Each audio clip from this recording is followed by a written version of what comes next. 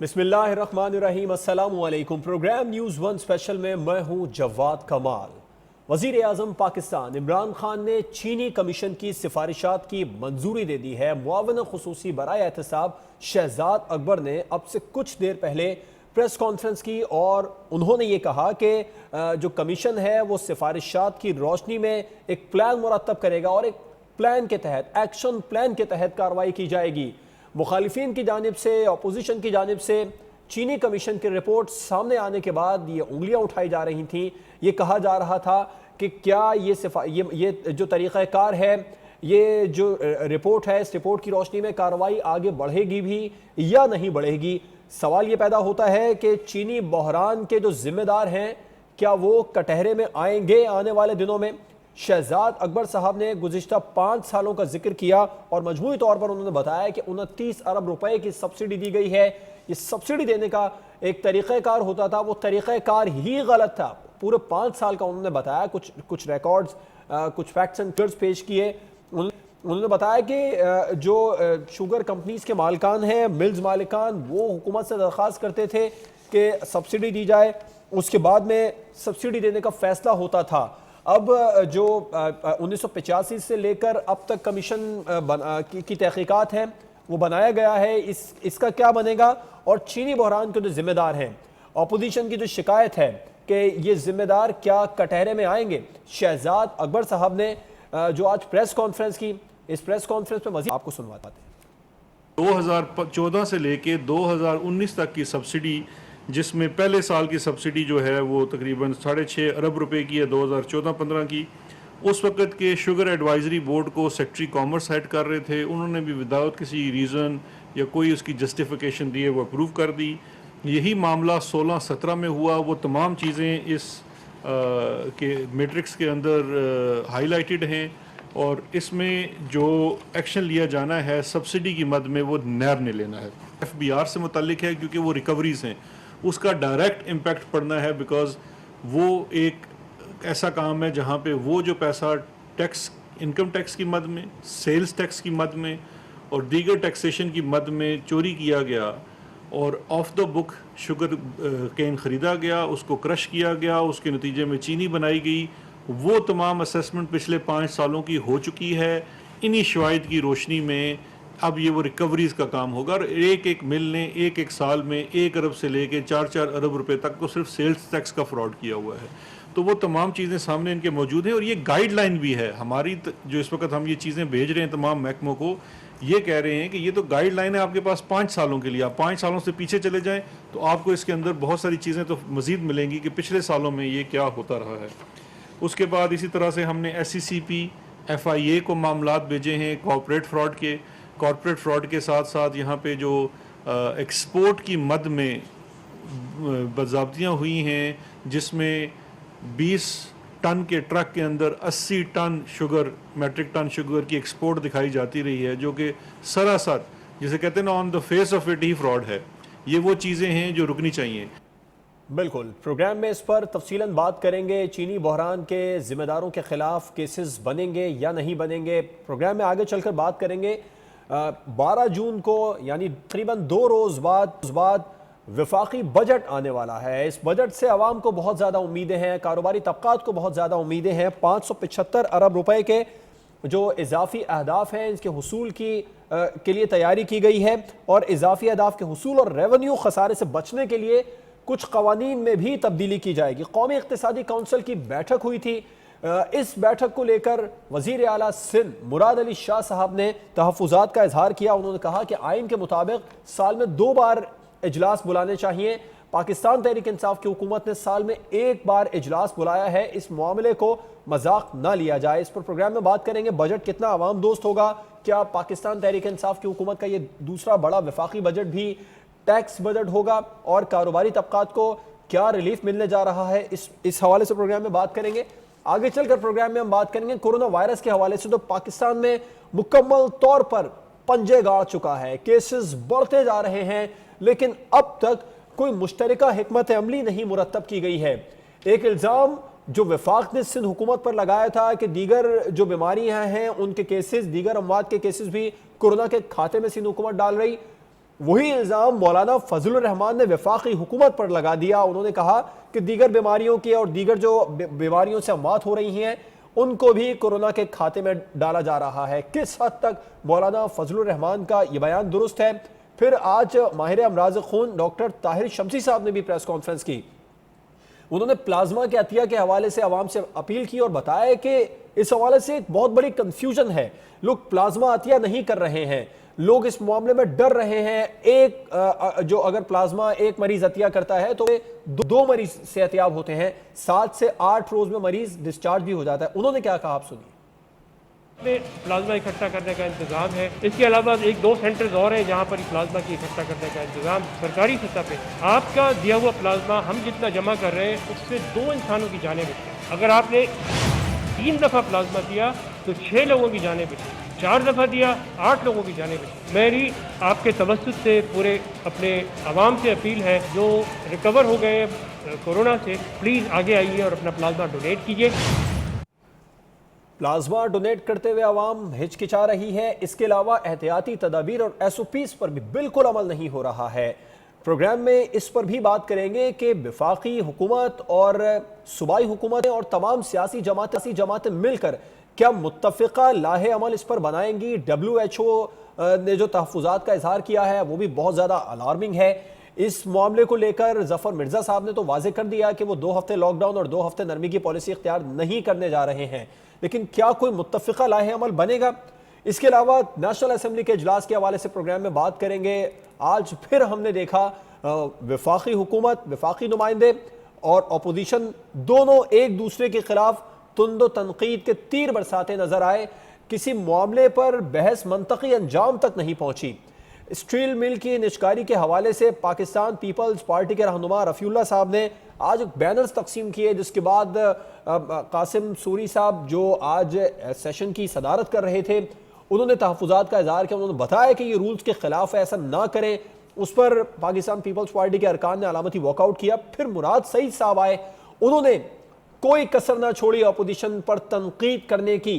उन्होंने बताया कि जो लोग निचकारी और कमीशन के मामले पर तनकीद कर रहे हैं ये लोग भी निचकारी करना चाहते। इन लोगों से ना निचकारी हुई ना ही इंडस्ट्रीज चली।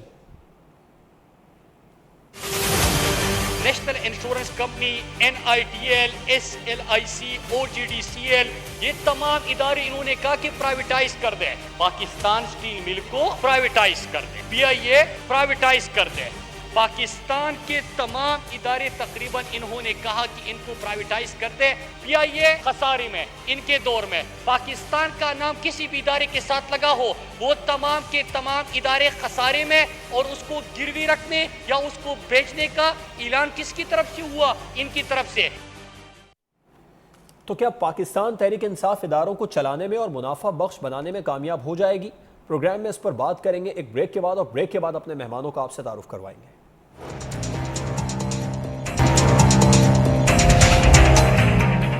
Welcome back. अपने मेहमानों का बाकायदा आपसे तारुफ करवाऊंगा और उसके बाद डिस्कशन का बाकायदा आगाज़ करेंगे। आफ्ताब जहांगीर साहब मेंबर कौमी असम्बली हैं पाकिस्तान तहरीक इंसाफ के, स्काइप पर हमें ज्वाइन कर रहे हैं। आपका बहुत बहुत शुक्रिया सर अपना कीमती वक्त देने के लिए। पाकिस्तान मुस्लिम लीग नून की रहनुमा किरण इमरान डार साहिबा, आप भी मेंबर कौमी असम्बली हैं, आपका भी बहुत बहुत शुक्रिया टेलीफोन लाइन पर हमें ज्वाइन कर रही हैं। पाकिस्तान पीपल्स पार्टी की शाजिया सोबिया साहिबा, डॉक्टर शाजिया सोबिया साहिबा भी मेंबर कौमी असम्बली हैं, आपका भी बहुत शुक्रिया। आप तीनों मेहमानों का शुक्रिया। आफ्ताब जहांगीर साहब आपसे आगाज करना चाहूंगा, अब यकीन किया जा सकता है कि चीनी बहरान के जो जिम्मेदार हैं वो कटहरे में आ जाएंगे? जी आफ्ताब जहांगीर साहब, अब यकीन किया जा सकता है कि चीनी बहरान के जिम्मेदार कटहरे में भी आ जाएंगे? बिस्मिल्लाहिर्रहमानिर्रहीम, बहुत शुक्रिया जनाब, आपने मुझे अपने प्रोग्राम में मौका दिया। बिल्कुल देखें जी, बात ये है कि जो भी इसका जिम्मेदार है उसे कटेरे में तो आना ही पड़ेगा। अब तो वो खुद जो है जिनके से तहकीकात में नाम आए थे और जो लोग इसमें इन्वॉल्व थे वो खुद अब अदालत आलिया में चले गए हैं, तो लिहाजा अब उन्होंने अपने आप को खुद पेश कर दिया अदालत में। अब अदालत का काम ये है कि उनके जो फैसला है मेरिट के ऊपर फैसला करें और जो जिम्मेदार है उसको सजा दें, कोई दो राय नहीं है। तो कुछ लोग जिनका ताल्लुक पाकिस्तान तहरीक इंसाफ से है या था जो बहुत ज्यादा प्राइम मिनिस्टर साहब के करीबी थे, वो अब पाकिस्तान में नहीं है। अगर वो नहीं आते, उन्हें वापस लाने के लिए इक़दाम किए जाएंगे। हम देखेंगे कि वो भी इस कमीशन के सामने जवाबदेह होंगे। देखिए, वो पाकिस्तान तहरीक इंसाफ के हिस्सा हैं और थे भी और हैं भी। और मैं ये समझता हूँ कि देखिए, अभी हमें इन सब चीजों से निकलना होगा कि किसी का ताल्लुक किस पार्टी के साथ है। अगर वो पीटीआई, पीपल्स पार्टी, नून लीग या किसी और पार्टी से उसका ताल्लुक है, लेकिन अगर उसके खिलाफ कोई तहकीकात हो रही है तो उसको उसका सामना करना चाहिए। और अगर वो बेगुनाह है तो उन्हें बाइज्जत बरी होना चाहिए, और अगर उन्होंने कोई गुनाह किया है तो उसको उनकी सजा मिलनी चाहिए। इसमें कोई दो राय नहीं है। लेकिन आफ्ताब जहांगीर साहब, ऑपोजिशन मुसलसल ये कहती नजर आ रही है कि पाकिस्तान तहरीक इंसाफ के जिन लोगों के नाम कमीशन में या इस तरह की कार्रवाइयों में सामने आते, उनके खिलाफ उस तरह कार्रवाई नहीं होती जितनी तगड़ी कार्रवाई ऑपोजिशन के रहनुमाओं के खिलाफ हो रही है। अच्छा, देखिए, ये पहली दफा हुआ ना। असल में पाकिस्तान ने पहले ये एक्सपीरियंस भी नहीं किया ना, क्योंकि ये पहली दफा हो रहा है कि कोई सिटिंग गवर्नमेंट के किसी भी बंदे के ऊपर, जैसे पंजाब के 2 वुज़रा के ऊपर इल्जाम लगा, उन्हें रिजाइन करना पड़ा, फिर वो वहां से रिलीव लेकर वापस आए। तो इसी तरह और भी हमारे जो साथी हैं। लेकिन मैं ये कहता हूँ कि जिसके भी, देखिए, ये पहली दफा हो रहा है, इसको आप अप्रिशिएट करें कि, और ताकि, क्योंकि हम भी मौजूद माशरे के लोग हैं, हम भी चाहते हैं कि हम भी दुनिया के साथ चलें, और दुनिया के अंदर जैसे कोई कानून की बालादस्ती होती है, इस तरह पाकिस्तान में भी हो। ये सिर्फ शुरफा के लिए और बड़े बड़े लोगों के लिए, अमीर लोगों के लिए कानून अलग और गरीब के लिए कानून अलग, ये नहीं होना चाहिए। तो मेरी तो राय इसमें बिल्कुल दो मौके बिल्कुल है, क्योंकि मैं ये समझता हूँ कि मैंने किसी और का हिसाब किताब नहीं देना, तो मैं उसको डिफेंड भी नहीं करूंगा। मैंने अपना हिसाब किताब देना है, मैं अपने किए का जिम्मेदार हूँ, तो मैं क्यों किसी और की जिम्मेदारी अपने सर पे लूं।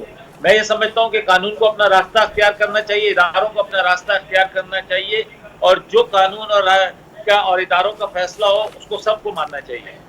किरण इमरान डार साहबा, शहजाद अकबर साहब ने प्रेस कॉन्फ्रेंस में माजी के अदवार का खास तौर पर ज्यादा जिक्र किया। उन्होंने कहा, शुगर मिल्स मालिकान को बताना चाहता हूं, ये माजी का दौर नहीं है, कार्रवाई अब होगी। बिस्मिल्लाहिर्रहमानिर्रहीम। थैंक यू जवाब कि आपने अपने प्रोग्राम में मुझे मदद किया। जहाँ तक बात की अभी आफ्ताब साहब ने भी और आपके भी सवाल का जवाब थे, इन्होंने कहा कि पहली दफा ऐसा हुआ है कि जो गवर्नमेंट है उनके अंदर जो लोग हैं उनके खिलाफ कार्रवाई हुई, उनको रिजाइन देना पड़ा। इससे पहले भी जो हुकूमतें गुजरी हमारी, उसमें भी ऐसा हुआ कि लोगों को, मिनिस्टर्स को रिजाइन देना पड़ा। और जहाँ तक बात है इनकी कि जो यहाँ पर आपका सवाल था कि यहाँ पर वो मौजूद नहीं है तो क्या उनको लेकर आया जाएगा, मुझे बताएं जब सिफारिशात मुरतब हो रही थी और जब ओपनली उनका नाम इसके अंदर था, तो फिर मुझे बता दें उन्हें रात के अंधेरे में पाकिस्तान से बाहर कैसे जाने दिया गया। तो ये कागजी कार्रवाई है इन्होंने। और बाजी की बातें मेरे ख्याल 22 महीने हो गए हैं इस हुकूमत को आए हुए, वो आज तक माजी की ही सब कुछ माजी पर ही डाल रहे हैं। कि वही लोग हैं, जवाब ये वही लोग हैं जिन्होंने कहा था कि हम 100 दिनों के अंदर अंदर जो है ना वो निजाम चेंज कर देंगे और हम क्या कहते हैं 50 लाख घर भी देंगे, कोई नौकरियां भी देंगे। मुझे आप बता दें, जब सिफारिशात मुरतब हो रही थी से बड़ा ओपनली पता चल रहा था कि जिस शुगर के जो बहरान है, जिसके किल्लत हुई, उसके अंदर कौन कौन इन्वॉल्व है। तो मुझे बता दें उनको कैसे इजाजत मिलती कि वो स्पेशल जहाज आया और उनको लेके चला गया। तो मेरे ख्याल से आप भी, मैं भी और एक आम आवाम भी जिसको टीवी देख रही होगी या जिसको पता चल गया कि वो यहाँ पे देखा, तो सभी को पता चल गया कि वो यहाँ पे इस वक्त पाकिस्तान में नहीं है, उनको इस चीज का तो अंदाजा हो ही गया होगा कि क्या कार्रवाई हुई है। आपकी पार्टी के कायद जिस काम के लिए गए हैं बैरून मुल्क, वो भी उसी काम के लिए, उनका भी यही मौकिफ है कि वो भी चेकअप करवाने के लिए गए, अपना इलाज करवाने गए, वो भी वापस आ जाएंगे, वो भी यही कह रहे हैं। स्पेशल मुझे बता दें, स्पेशल जहाज में जाके वो चेकअप कराने हैं।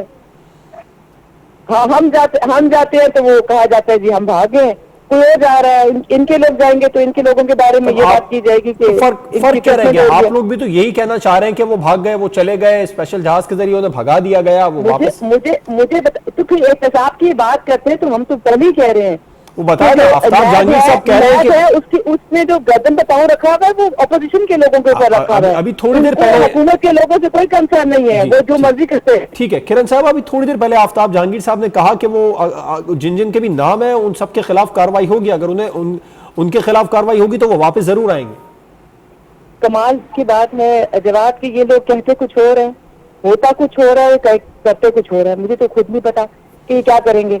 ये कहते रहेंगे, ये जब तक हुकूमत में रहेंगे यही बात करते रहेंगे और ये उनको नहीं दिलाएंगे।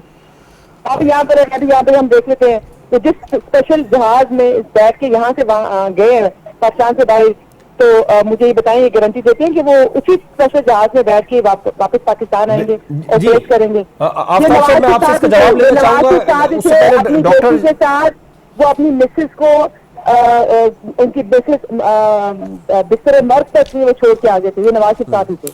ठीक है, डॉक्टर शाजिया सोबिया साहब, आप क्या कहेंगी? शहजाद अकबर साहब ने आपसे कुछ देर पहले जो प्रेस कॉन्फ्रेंस की और वजीर आजम इमरान खान ने चीनी कमीशन सिफारिशात की मंजूरी दी है और किसी भी किस्म की कार्रवाई की मंजूरी दे दी है।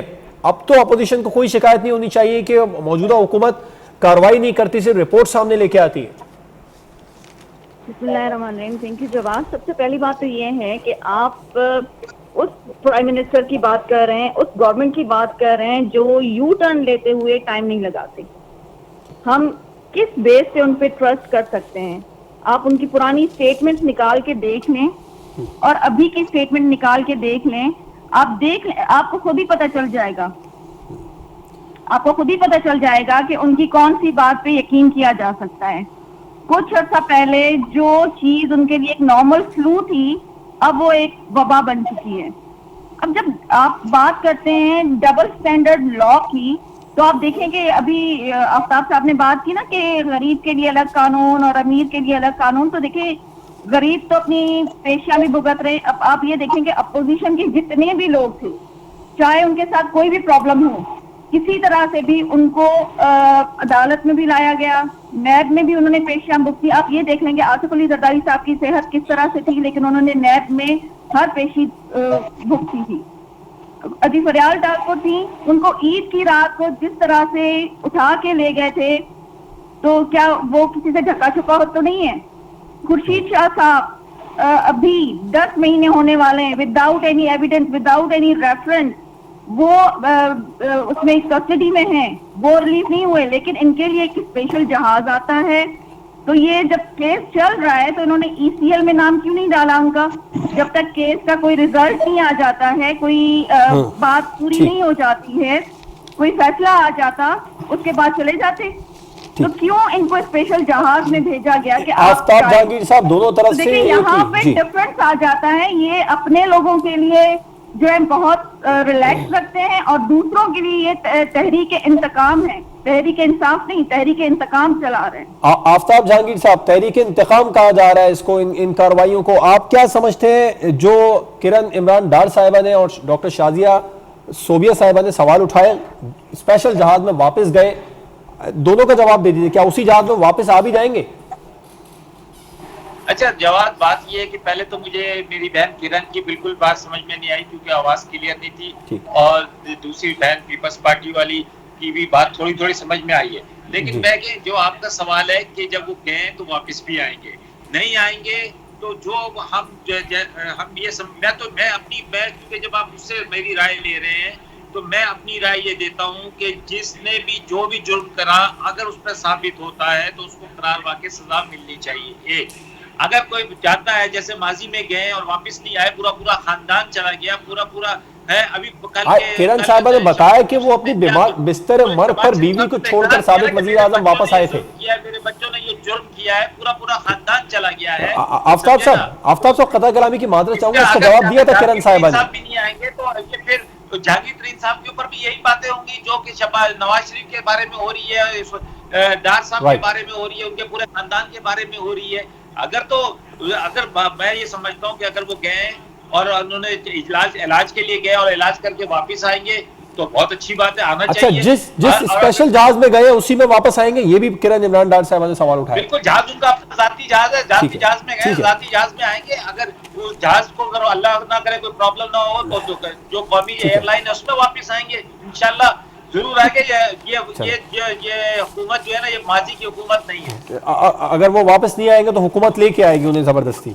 ये भी आप थोड़ा सा ऐड वो कर तो फिर दें। उसी सफ में शामिल हो जाएंगे ना जहाँ पे पूरा ठीक पूरा है। खानदान शामिल है। ठीक है, ब्रेक पर चलते हैं। ब्रेक के बाद हम बात करेंगे, नया बजट आने वाला है, बहुत ज्यादा तवक्कुआत इस बार कारोबारी हजरात लगाकर बैठे हैं, लेकिन ऑपोजिशन का वही मौकिफ है कि यह बजट भी टैक्स बजट होगा। एक ब्रेक के बाद इस पर बात करेंगे।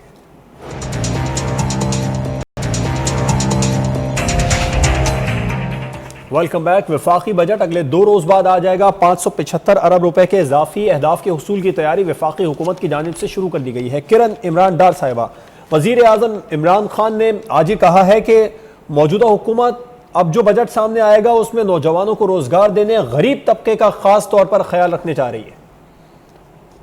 जवाब इन्होंने जब हुकूमत में नहीं थे और कंटेनर्स में थे और इन्होंने 1 करोड़ नौकरियों का भी कहा, 50 घरों का भी कहा और इनकी किस बात पे यकीन किया जाए, किस बात पे नहीं।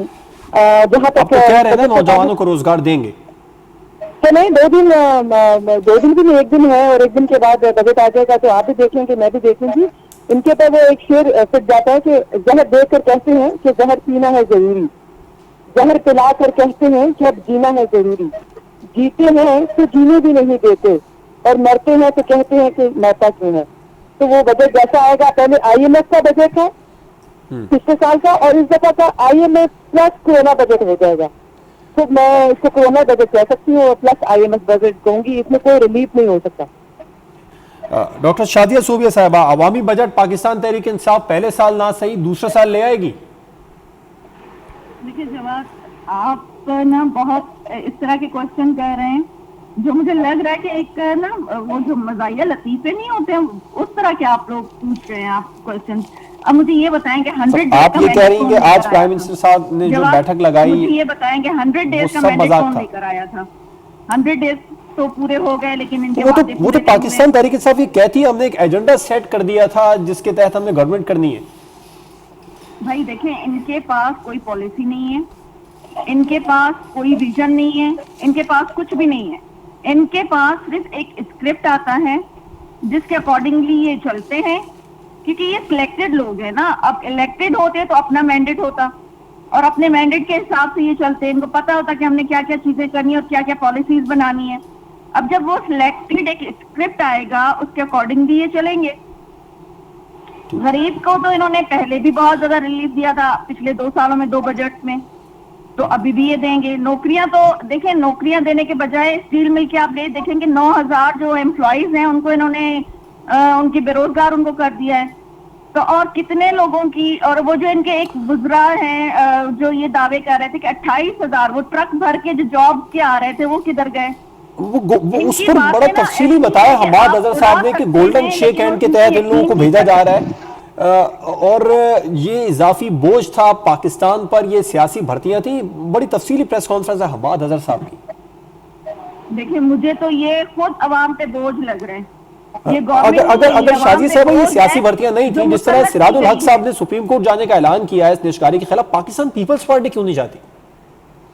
देखिए पाकिस्तान पीपल्स पार्टी, पहले तो इन लोगों से पूछे ना जो वहां जाके, जो हमारे प्रेसिडेंट साहब हैं वहां जाके खड़े हुए थे और स्टील मिल के मुलाजमों के साथ जाके उन्होंने इजहार यकजहती, असद उमर साहब ने इजहार यकजहती किया था। यही तो इल्जाम है कि पाकिस्तान पीपल्स पार्टी ने सियासी भर्तियां की थी। पाकिस्तान पीपल्स पार्टी ने, यही तो इल्जाम है, पीपल्स पार्टी के दौर में सियासी भर्तियां हुई थी तो वो उन्हें डिफेंड जरूर करेंगे। उस्मान फारूकी साहब का, पाकिस्तान मोहतरमा बेनजीर भुट्टो साहिबा का जो पहला दौर था उसमें जो भर्तियां हुई थी वो सबके सामने थी। यही इल्जाम पाकिस्तान पीपल्स पार्टी पर है स्टील मिल को लेकर, और PMLN पर भी यही इल्जाम मौजूदा हुकूमत लगाती है। पहली बात ये है कि ये गवर्नमेंट आई है सिर्फ और सिर्फ इल्जाम तराशियों के लिए। ठीक है, इनके पास कोई प्रूफ नहीं है, इनके पास कोई चीज नहीं है, ये सिर्फ इल्जाम लगाते हैं और कोई ऐसी कंट्रोवर्शियल बात कर देते हैं और या कोई ऐसा जिससे अवाम जो है वो असल जो एक्चुअल इशू है उससे डाइवर्ट हो जाए। आफ्ताब जहांगीर साहब इल्जाम तराशियों के लिए वादा किया था, आप रिलीफ दें। चलें, आपका पॉइंट है शादी साहब, आफ्ताब साहब से अब इसका जवाब लेते हैं। तो आफ्ताब साहब, बड़े इल्जाम दोनों तरफ से आ गए, सब कुछ स्क्रिप्टेड होता है और इल्जाम तराशियों के लिए ही आप लोग आए हैं। और कौमी इक्तिसादी कौंसिल का जो आज इजलास हुआ है, इस पर बड़े तहफ़्फ़ुज़ात का इज़हार किया है सिंध के चीफ एग्जीक्यूटिव ने। उन्होंने कहा साल में 2 बार ये इजलास होना चाहिए। प्राइम मिनिस्टर साहब को गाइड करने वाले लोग जो उनके इर्द गिर्द बैठे हैं वो ठीक नहीं है। आईन इस बात की इजाजत देता है कि साल में 2 बार ये इजलास बुलाया जाए, जबकि 1 बार बुलाया जा रहा है।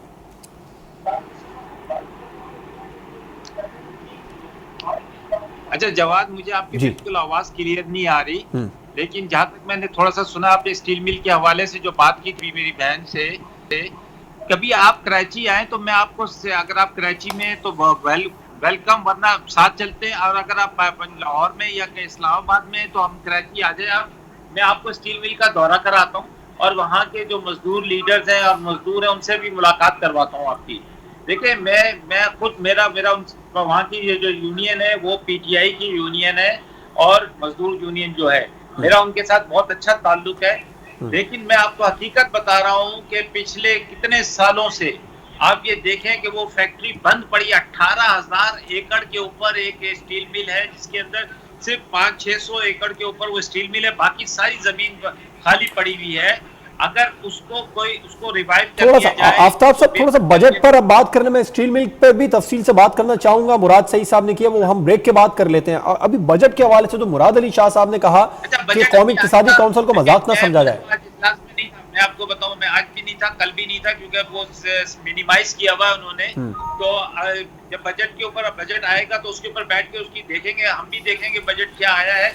लेकिन हमें, मेरे इल्म में जो बात है वो ये है कि कोई नया कुछ पॉइंट से मैं आपको बता देता हूँ। 575 अरब रुपए का जो इजाफी रेवेन्यू, उसको पूरा करने के लिए आप लोग कवानीन तब्दील करने जा रहे हैं, मजीद टैक्सेस लगाएंगे लग्जरी आइटम्स पर भी खास तौर पर। इसके अलावा जो अहम बात है, वो जो कौमी इक्तिसादी काउंसिल का इजलास था, उस पर बड़े सवाल उठाए मुराद अली शाह साहब ने। एक बात है, वो पिछले साल भी बहुत, आफ्ताब साहब प्लीज पूरा सवाल ले लीजिए, वो बहुत पिछले साल भी काफी ज्यादा कहते रहे कि 2 बार होता है ये इक्तिसादी काउंसिल का इजलास, इसे क्यों एक बार हुकूमत बुला रही है, आइन 2 बार करने की इजाजत देता है। प्राइम मिनिस्टर साहब को क्या वाकई में गाइड करने वाले लोग ठीक नहीं है जो उन्होंने सवाल उठाया? अच्छा देखिए, मुझे अभी तो इस सही जो बात है, मैंने ना बजट को अभी देखा है, ना भी आएगा तो देखेंगे उसके ऊपर क्या है। लेकिन जो चैनल्स के जरिए या आप लोगों के जरिए, अभी मैंने यहाँ पर मुख्तलिफ चैनल्स पे जो लोग बैठे थे, किसी ने भी उस पर इतना नहीं, क्योंकि उन्होंने सबने ये कहा कि ये मुश्किल वक्त है, इस मुश्किल वक्त के अंदर एक बेहतर बजट लाने की कोशिश की जा रही है और इंशाल्लाह इसमें आवाम को रिलीफ मिलेगा। और मैं ये समझता हूँ कि ये अभी आने के बाद पता चलेगा इसकी क्या सूरत हाल है, इसके खदोखाल क्या है, तो उसके ऊपर जब बहस होगी तो बात करेंगे इंशाल्लाह। ठीक है, ब्रेक पर जाते हैं, उसके बाद हम कोरोना वायरस के हवाले से बात करेंगे। डॉक्टर ताहिर शमसी साहब ने कुछ तहफ़्फ़ुज़ात का इजहार, किसका काम है, किसकी जिम्मेदारी है आवाम को इस मामले पर अवेयरनेस देना। एक ब्रेक के बाद इस पर बात होगी।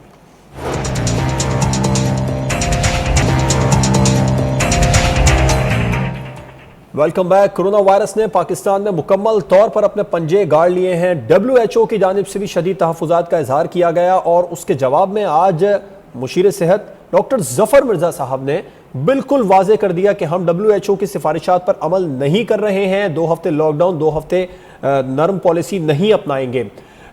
हो सकता है आने वाले दिनों में जब केसेस बढ़े तो उन्हें अपने इस फैसले से यूटर्न लेना पड़ जाए। किरण इमरान डार साहिबा, क्या जरूरी है अपोजिशन हुकूमत के हर फैसलों से इख्तिलाफ करे, और क्या नहीं हो सकता कि एक प्लेटफॉर्म पर आकर मुश्तरका हिकमत अमली बनाई जाए?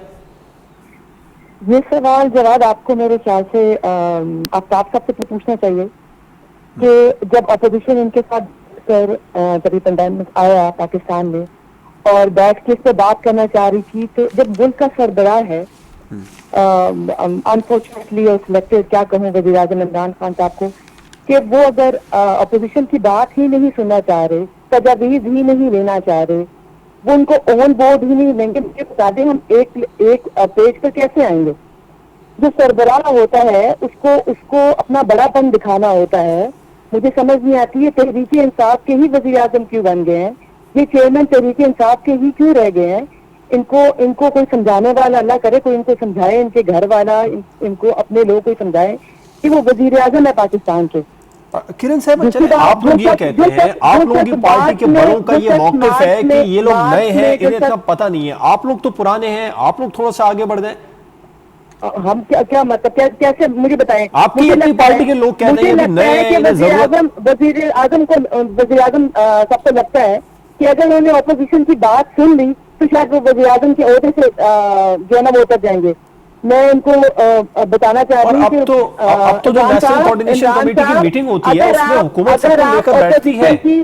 अगर आप अपोजिशन की तजवीज़ को ले लेंगे तो आप ही इमरान खान साहब बिल्कुल ऐसे 100% कंसेंसस के साथ जो आजकल नेशनल कोऑर्डिनेशन कमेटी लेना है, हम तो तजवीज़ भी दे सकते हैं ना। ठीक है, मुझे बता दें जो मदीने की रियासत की बातें कर रहे हो और जो उनके एक्शन है वो ऑपोजिट हो, कहते हैं ना action speaks louder than the word. मुझे बता दें इनके क्या एक्शन है। हम तो एक सवाल और ऐड कर लीजिए मुझे प्लीज। बताएं शहबाज साहब इस बीमारी में पाकिस्तान वापस आए हैं। किरण साहब, जो नेशनल कोऑर्डिनेशन कमेटी की मीटिंग होती है उसमें तो तमाम वज़राए आला होते हैं, प्राइम मिनिस्टर होते हैं, सिक्योरिटी फोर्सेस, एनडीएमए के सरबराह सभी होते हैं उसमें। वो तो हुकूमत, अपोजिशन और तमाम स्टेक होल्डर्स को साथ लेकर चलना चाह तो रही है, लेकिन होता यह है कि अगले ही रोज एक सूबे के चीफ एग्जीक्यूटिव कुछ और कह देते हैं प्रेस कॉन्फ्रेंस में, जो फैसले होते हैं, तो वहां से इख्तिलाफ शुरू होता है। किरण साहिबा जी सॉरी, क्या आपने सवाल किया? आपने कहा कि हुकूमत लेके साथ नहीं चलना चाह रही। मैं यही कह रहा हूं कि जो नेशनल कोऑर्डिनेशन कमेटी की मीटिंग है वो तो वजीर आजम की सरबराही में ही हो रही है। देखिए, जब अपोजिशन बैठती है इनके साथ तो फिर ये क्यों नहीं इनकी बात सुनते? ये जब ये भी नहीं लेना चाह रहे तो मुझे बता दें कैसे मेरे एक सवाल का मुख्तसर जवाब दे दीजिए। जो नेशनल कोऑर्डिनेशन कमेटी की मीटिंग के बाद प्राइम मिनिस्टर साहब कौम से खिताब करें, लोगों को बताएं कि ये फैसले हुए 100% मुत्तफिका राय से, अगले रोज इख्तिलाफ सामने आ जाए मुखालिफ पार्टी का, मैं नाम नहीं लेना चाह रहा, लेकिन एक सूबे के चीफ एग्जीक्यूटिव आकर कहते हैं ये नहीं, ये फैसले हुए, तो फिर इख्तिलाफ राय तो 24 घंटे भी कायम नहीं रहता। देखिए, ये पेंडेमिक जो है वो सिर्फ पाकिस्तान में नहीं है, पूरी दुनिया में है। इसमें हम सबको एक पेज से बैठना है, और ये हम एक पेज से बैठेंगे तो हम इसको पाकिस्तान, चले एक पेज पर बैठेंगे। आफ्ताब जहांगीर साहब, कौन अवेयरनेस देगा लोगों को इस मामले पर कि एहतियात करनी है, हुकूमत पॉलिसियां बना रही है, सब कुछ कर रही है, WHO ने शदीद खतरे की घंटी बजा दी है और आप लोग ये कह रहे हैं कि WHO की सिफारिशात पर अमल नहीं करेंगे? अच्छा देखिए, पहली बात तो ये कि WHO ने जो भी सिफारिशात दी हैं, हर मुमालिक की अपनी एक ज़रूरतें हैं, उसके मुताबिक उसने चलना है। देखिए, मैं आपको एक ईमानदारी की बात बताऊं कि अगर हम पहले दिन एक पेज पर आ जाते हैं, सूबा और वफाक जो है वो एक पेज पर होता तो ये सारे प्रॉब्लम्स नहीं आते। लेकिन क्योंकि वफाक ने ये कहा कि हम स्मार्ट लॉकडाउन करेंगे और ख़ास तौर पर एक सूबे ने कहा कि नहीं जी हम मुकम्मल लॉकडाउन करेंगे, लेकिन उसका नतीजा क्या निकला कि वो मुकम्मल लॉकडाउन भी नहीं हुआ जवाद। वहाँ पर भी सिर्फ वो मौजिज़ जो एक अशरफिया का एरिया है उसके अंदर, जहाँ पे ऑलरेडी लोगों ने लिख के लगा दिया था कि जी हमारे घरों में मेहमानों की आजकल इजाजत नहीं है आने की, वहाँ पर। लेकिन जो आम हालात हैं जो कि सूबे सिंध के गाँव है या मेरा इलाका है, मेरा हल्का है, रिमोट एरियाज है, वहाँ पे तो पता ही नहीं लोगों को कि कोरोना है भी कोई चीज या नहीं। ये तो अब आप लोगों ने, सोशल मीडिया ने, इलेक्ट्रॉनिक मीडिया ने, प्रिंट मीडिया ने और लोगों ने कह करके लोगों को बताया कि भाई ये हकीकत है, ये मजाक नहीं है। लेकिन आज भी देखें, हमने SOPs बनाई। मैं बार बार ये कहता हूँ कि इस पर कोई सियासत करने की जरूरत नहीं है, ये हमारी जिंदगियों का सवाल है, इस पर कोई सियासत नहीं है। हमें चाहिए कि अपनी जिंदगियों की खुद हिफाजत करें। हमने, अगर किसी ने, हुकूमत ने आपको इजाजत दी है ताजिर बरादरी को कारोबार करने की, उनकी सख्त रिजर्वेशन पे अगर नहीं करते तो मुल्क खाना जंगी की तरफ जा रहा था। उन्होंने कह दिया था कि अगर आप हमें इजाजत नहीं दोगे। डॉक्टर शाजिया सोबिया साहबा, मुल्क खाना जंगी की तरफ जा रहा था, इसलिए लॉकडाउन हटाना पड़ा, मजबूरन हटाना पड़ा लॉकडाउन। देखिए, जवाब तो इसलिए मैं ये समझता हूँ कि जब अगर इजाजत दी है, पैंडेमिक का पता चला था तो आप लोगों को भी, आफ्ताब साहब आपका पॉइंट आया, आफ्ताब साहब आ गया आपका पॉइंट, बिल्कुल आपकी राय मोहतरम है। डॉक्टर शाजिया सोबिया साहबा जी, जवाब सबसे पहली बात तो ये कि जब पैंडेमिक का पता चला था तो आप लोगों को याद होगा कि जनाब बिलावल भुट्टो जरदारी साहब ने एक प्रेस कॉन्फ्रेंस की थी। उन्होंने उस पे कहा था कि जो हमारे हेड ऑफ स्टेट हैं प्राइम मिनिस्टर, वही हेल्थ मिनिस्टर भी हैं, वो हमें पॉलिसी दें, वो लीड करें, हम उनको फॉलो करेंगे। हमने तो इज्जत देनी चाहिए। तो फिर नेशनल कोऑर्डिनेशन कमेटी की मीटिंग होती है, उसमें पॉलिसी देते हैं, पॉलिसी सामने आती है, अगली रोज बिलावल भुट्टो जरदारी की ही पार्टी के से ताल्लुक रखने वाले वजीर आला उस पॉलिसी के मुखालिफ बयान देते हैं, तो फिर जो इत्तेफाक राय था वो तो 24 घंटे में नजर नहीं आया। कि जब लॉकडाउन का अनाउंसमेंट होती है तो सिंध के फौरन बाद आपने देखा होगा कि पंजाब में लॉकडाउन हो जाता है, बलूचिस्तान में, KP और साथ में GB में भी हो जाता है और AJK में भी हो जाता है। सारी जगह पे लॉकडाउन हो जाता है। लेकिन प्राइम मिनिस्टर का कहना होता है कि मुल्क के किसी हिस्से में लॉकडाउन नहीं होगा, और इस्लामाबाद में लॉकडाउन होता है, जो उनको मेरे ख्याल में टीवी से ही पता चलता है। जैसे उनको अपने प्राइम मिनिस्टर होने का पता भी टीवी से चला था और डॉलर की कीमत ऊपर जाने का भी पता टीवी से ही चला था। तो ये प्राइम मिनिस्टर को जब अपने किसी भी जो भी डिसीजन ले रहे हैं उनका पता ही नहीं है, तो वो कैसे अब लोगों को वो कहते फिर रहे हैं कि ये एक नॉर्मल फ्लू है। स्टार्टिंग में वो कह रहे हैं कि ये नॉर्मल फ्लू है, अब जब वो बात हम लाखों में पहुंच गए, हमारे पेशेंट्स जो हैं वो लाखों में चले गए, कितने डॉक्टर्स, कितने सिक्योरिटी जो हमारे ऑफिसर्स थे कोरोना का शिकार हो गए हैं। अभी आप देखें पार्लियामेंटेरियन कोरोना का शिकार हो गए हैं, असेंबली के लोग कोरोना का शिकार हो रहे हैं। तो इनको समझ में आया है और अब भी सारा बर्डन जो है अवाम के ऊपर डाल दिया कि अवाम जो है वो इसको नॉर्मल फ्लू समझ रही थी, जबकि ये एक पैंडेमिक है। 6 महीने के बाद आपको समझ आ रही है कि ये एक पैंडेमिक है।